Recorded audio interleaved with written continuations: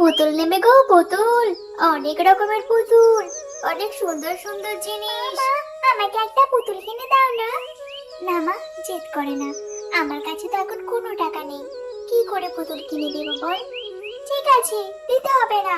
তুমি আমাকে কোনো কিছুই কিনে দাও না। ছুটকির মা ওকে কত কি কিনে দেয়। এসব বলে মুন্নি রাগ করে চলে যায়। তোকে কি করে বোঝাবো রে, আমাদের সংসারটা চালাতে কতটা কষ্ট হয় তোর কি বাবা। গো মিনতি, এমন মন খারাপ করে বসে আছো কেন? মুন্নিটা আজকাল বড্ড জিদ করে, এটা কিনে দাও ওটা কিনে দাও। ওর ওর আর কি দোষ বলো? ও তো এখন অনেক ছোট, ওরও তো শখ হয়। যাই হোক, চলো খাবার খেয়ে নেবে। রতন, ও রতন, বাড়িতে আছো? কে? আমি তোমার গোপাল কাকা।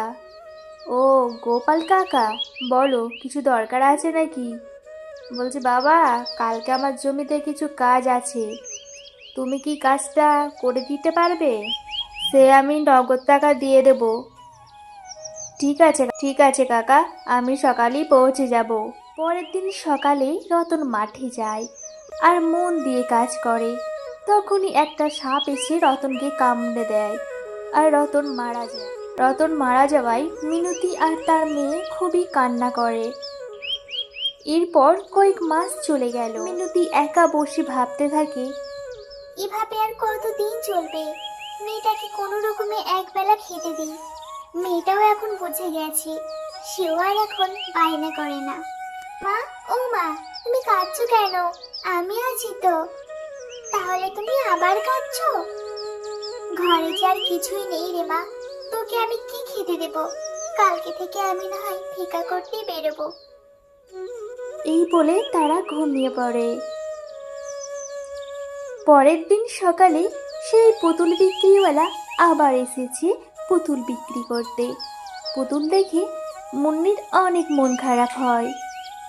মেয়েটা আমার মন খারাপ করে আছে, আমি বরং ওকে একটা মাটির পুতুল বানিয়ে দিই। এই বলে মিনতি মুন্নিকে একটা মাটির পুতুল বানিয়ে দেয়। মা মা, এটা কি সুন্দর হয়েছে, আমার খুবই পছন্দ হয়েছে।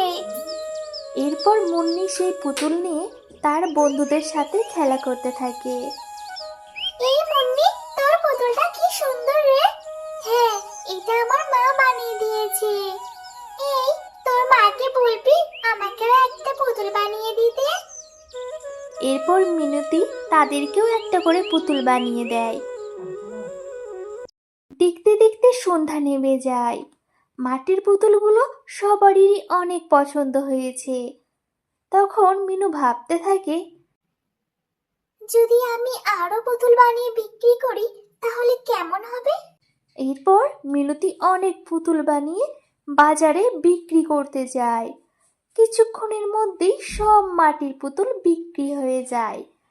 তা থেকে অনেক রোজগার হয়। মিনতি একটু ভালো বাজার করে নিয়ে আসে তার মেয়ের জন্য। কিছুদিনের মধ্যেই পুরো গ্রামে মাটির পুতুলের কথা ছড়িয়ে পড়ে। সবাই অনেক অর্ডার দেয় বড় বড় দোকানের জন্য। এরপর আস্তে আস্তে মিনতি অনেক অর্থ লাভ করে, একটা ভালো বাড়ি বানায়।